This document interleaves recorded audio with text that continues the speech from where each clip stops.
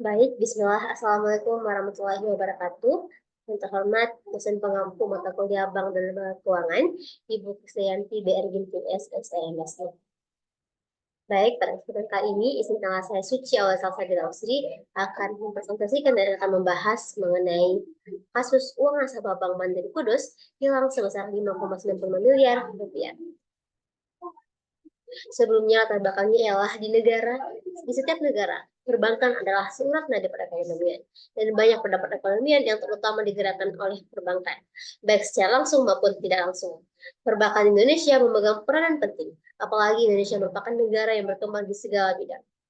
Hal ini dimaknai dalam pasal 4 Peraturan Nomor 10 Tahun 1998, khususnya bahwa perekonomian Indonesia diharapkan dapat membantu terselenggaranya kesejahteraan masyarakat untuk meningkatkan keadilan, pertumbuhan ekonomi, dan kesejahteraan masyarakat dalam bekerja pada masyarakat. Kemudian, sejak dilakukan peleburan Bank Bumi Daya, Bank Dagang Negara, Bank Ekspor Impor Indonesia, dan Bank Pembangunan Indonesia menjadi Bank Mandiri pada tahun 1998 telah menjelma hingga menjadi opsi utama bagi masyarakat untuk melakukan berbagai transaksi keuangan. Hal ini juga dapat dilihat dari total keseluruhan aset perbankan mandiri yang berada pada urutan dari total 110 bank yang ada di seluruh Indonesia, yaitu sebesar 1,130,7 triliun rupiah. Kemudian dalam implementasinya, keberlangsungan Bank Mandiri harus selalu melakukan pembelajaran dan pengembangan organisasi. Setelah melalui hal-hal tentunya, Bank Mandiri mampu menerapkan konsep-konsep keuangan negara seperti tujuan pendirian Bank Mandiri, sejarah Bank Mandiri, permasalahan dalam Bank Mandiri, serta implementasi dan dampak privatisasi Bank Mandiri. Hal ini dilakukan agar kinerja Bank Mandiri dapat dilakukan menjelma menjadi pilihan masyarakat Indonesia. Selain itu, permasalahan yang baru saja yang terjadi pada Bank Mandiri ialah munculnya kasus uang nasabah Bank Mandiri Kudus hilang sebesar 5,95 rupiah. Kasus inilah yang menjadi pembahasan pada makalah penulis ini. Kemudian, ada perumusan masalahnya yang pertama.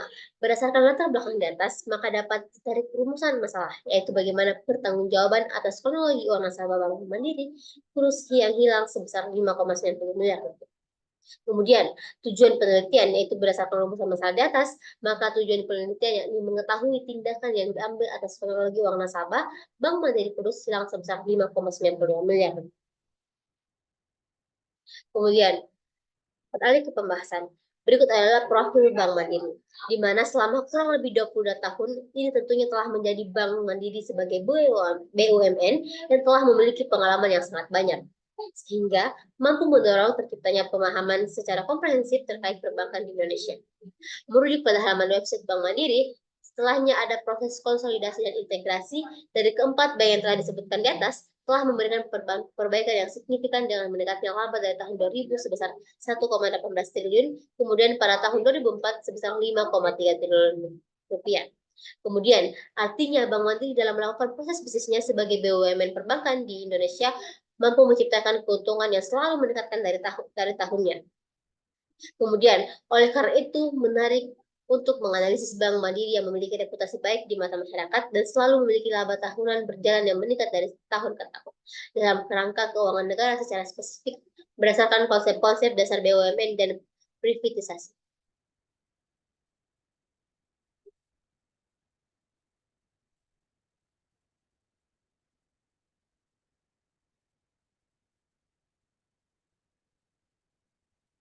Kemudian, beralih beralih kepada kronologi terjadinya kasus uang nasabah Bank Mandiri Kudus yang hilang sebesar 5,9 miliar rupiah. Muhammad Imam Rafi'i, sang pemilik rekening, tidak menyangka niatnya mengambil uang di ATM Bank Mandiri miliknya pada tanggal 31 Mei tahun 2021 lalu akan berbuntut panjang. Saat ini ia tidak mengambil uangnya di Bank Mandiri cabang Karanganyar Demak karena kartu ATM miliknya diblokir oleh pihak bank. Teller Bank Mandiri menyarankan Rafi'i untuk mengganti kartu ATM di Bank Mandiri kantor cabang Kudus. Ia pun melakukannya dan mendapatkan kartu ATM baru. Rafi'i kemudian menarik uang sebesar 20 juta melalui ATM-nya. Namun ia terkejut karena saldo yang tersisa hanya 128 juta. Dari total yang tersimpan di rekening mencapai 5,9 miliar rupiah. Rofi langsung melapor ke pihak bank. Ternyata ada 4 transaksi memindah bukan dari rekeningnya, yaitu transfer real time gross settlement atau DGTS Tanah Bantul 2 sebesar 2 miliar, transfer RTGS Tanah Bantul 1 sebesar 2 miliar, transfer RTGS Tanah Bawah Bantul sebesar 1,3 miliar dari penarikan tunai dan penarikan tunai sebesar 500 juta rupiah. Kata Rofi'i, pihak bank menyebut identitas orang yang memindah buku tersebut bukanlah dirinya. Lantaran ia tidak ada kejelasan dari pihak bank. Ia memutuskan membawa kasus ini ke ranah hukum. Dengan menggandeng sejumlah kuasa hukum, ia melaporkan Bank Mandiri atas dugaan penipuan pencucian uang hingga pemalsuan dokumen. Kepala Bidang Humas Polda Jateng Kombes Pol Iqbal Al-Kudusi mengatakan bahwa laporan kasus tersebut sudah diterima. Kemudian kasus tersebut ditangani Direktorat Reserse dan Kriminal Khusus atau Ditreskrimsus Polda Jawa Tengah. Kemudian, adapun analisis tanggung jawab perbankan dalam menyelesaikan kasus uang nasabah Bank Mandiri Kudus ini sebagai berikut, di mana bank dalam pelaksanaannya memiliki 4 hubungan dasar dengan nasabah, yaitu hubungan kontraktual, hubungan kepercayaan, hubungan kerahasiaan, dan hubungan kehati-hatian. Salah satu hubungan yang krusial adalah prinsip hubungan kehati-hatian yang berkaitan dengan keamanan nasabah. Tentunya prinsip tersebut mengharuskan pihak bank selalu berhati-hati dalam menjalankan kegiatan profesionalisme dan itikat baik terutama terhadap nasabah. Apabila terjadi suatu kesalahan yang menimbulkan kerugian terhadap nasabah, maka seharusnya pihak bank dapat bertanggung jawab atas kerugian yang dialami oleh nasabah tersebut sesuai dengan risiko serta kewajiban bank dalam peraturan perundang-undangan tentang perbankan. Kemudian, kerugian yang dimaksud seperti hilangnya dana yang disimpan oleh nasabah tersebut kepada bank yang bersangkutan seperti pada kasus kehilangan uang nasabah Bank Mandiri Kudus. Kasus kehilangan dana milik nasabah tentunya merupakan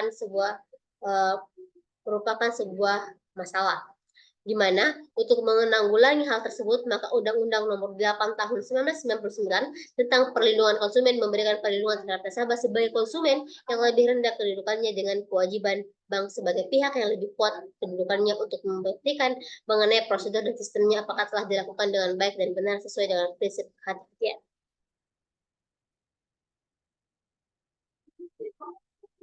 Kemudian, kasus dana nasabah yang hilang pada Bank Mandiri Kudus menunjukkan beberapa fakta, yaitu pertama, Muhammad Imam Rafi sebagai pemilik nasabah Mandiri tersebut mengalami kerugian sebesar 5,95 miliar rupiah. Kedua, kerugian ini terjadi setelah Muhammad Rafi mengambil uang di ATM Bank Mandiri miliknya pada tanggal 31 Mei tahun 2021 lalu. Kemudian, saat ia tidak bisa mengambil uangnya di Bank Mandiri cabang, karena kartu ATM yang diblokir dan oleh pihak bank. Kemudian Bank Mandiri menyarankan Rofi untuk mengganti kartu ATM di Bank Mandiri kantor cabang Kudus. Ia pun melakukannya dan mendapati kartu ATM baru. Kemudian setelah menarik uang sebesar 20 juta rupiah melalui ATM, Rofi melapor ke pihak bank. Ternyata ada 4 transaksi pemindahan dari rekeningnya, yaitu transfer RTGS, dan RTGS Tanah Sawah Bantul sebesar 1,3 miliar rupiah, dan penarikan tunai sebesar 5 juta. Ketika pihak bank berkomitmen untuk bertanggung jawab jika ditemukan kesalahan atau kekayaan bank yang mengakibatkan dana nasabah hilang. Kemudian, fakta dalam kasus nasabah yang hilang berkaitan dengan tanggung jawab bank terhadap kerugian yang muncul. Mengingat bahwa dana yang hilang tersebut merupakan dana yang disimpan oleh nasabah pada bank bersangkutan. Selama dana tersebut hilang pada rekening bank bersangkutan, maka hal ini akan menjadi tanggung jawab. Tanggung jawab tidak semata-mata diberikan tanpa adanya pembuktian bahwa penyebab dana yang hilang menjadi kesalahan pihak bank. Tanggung jawab dapat dipenuhi jika yang dipermasalahkan atas hal tersebut tidak dapat membuktikan bahwa dirinya tidak bersalah. Bank bertanggung jawab atas kesalahan pegawai yang didasarkan pada pasal 1367 ayat 1 KUHP Perdata yang berbunyi, seseorang tidak hanya bertanggung jawab atas kerugian yang disebabkan perbuatannya sendiri, melainkan juga atas kerugian yang disebabkan perbuatan-perbuatan orang-orang yang menjadi tanggungannya atau disebabkan barang-barang yang berada di bawah pengawasannya. Kemudian, berdasarkan hal tersebut, bank bertanggung jawab atas perbuatan yang dilakukan oleh pegawai bank jika perbuatan tersebut menjadi tanggungannya. Kemudian, hal ini didasarkan pada hubungan hukum antara keduanya, yaitu hubungan kerja atau atasan dengan bawahan. Prinsip ini dengan prinsip Pasrayos Gali. Kemudian, pembicaraan mengenai tanggung jawab maka akan membahas mengenai kesalahan ataupun hal-hal yang dilanggar oleh pihak yang bersangkutan. Pada kasus ini, bank diindikasikan bersalah atas dana nasabah yang hilang. Terdapat beberapa ketentuan yang dilanggar oleh Bank Mandiri Kudus, mulai dari Undang-Undang Perbankan sampai dengan Peraturan Otoritas Jasa Keuangan atau OJK.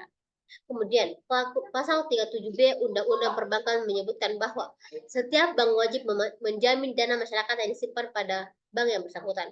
Kemudian, pasal 2 ayat 1 Peraturan OJK nomor 18 garing POJK titik 03 garing 2016 tentang penerapan manajemen risiko bagi bank umum yang berbunyi.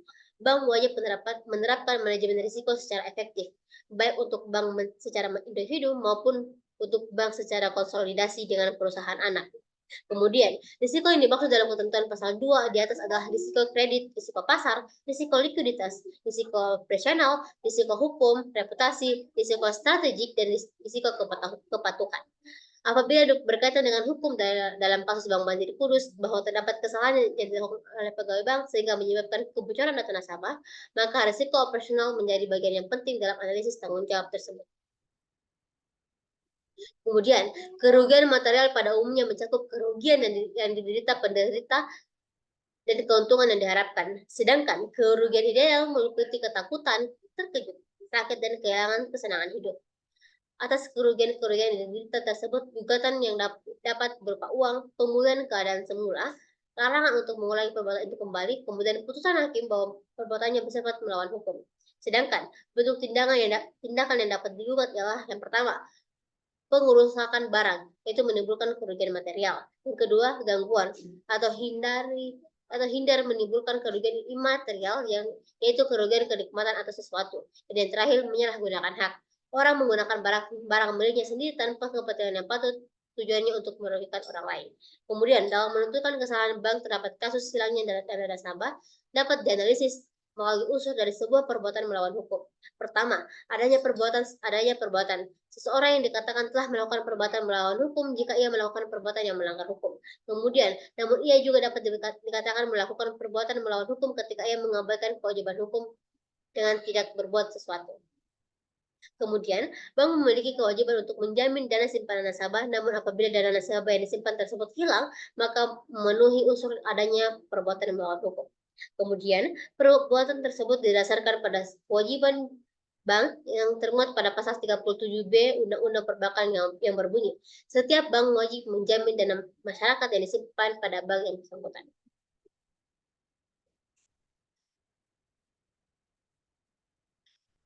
Kesimpulan, perbankan merupakan suatu lembaga keuangan yang menghimpun dana dari masyarakat dan menyalurkan lagi kepada masyarakat dalam bentuk kredit. Bank merupakan perusahaan yang berbentuk jasa, yang mana bank bertujuan untuk memberikan jasa kepada masyarakat. Sistem perbankan di Indonesia saat ini merupakan salah satu poros yang memiliki berbagai macam penggunaan. Selain menjadi salah satu sektor penanaman modal, sistem perbankan merupakan sebuah fasilitas untuk mempercepat pertumbuhan perekonomian melalui jasa layanan perbankan yang disediakan oleh bank umum. Masyarakat mendapatkan kemudahan dalam hal transaksi ekonomi. Itulah tadi sedikit penjelasan mengenai kasus yang saya angkat. Lebih dari kurangnya mohon dimaafkan. Wassalamualaikum warahmatullahi wabarakatuh.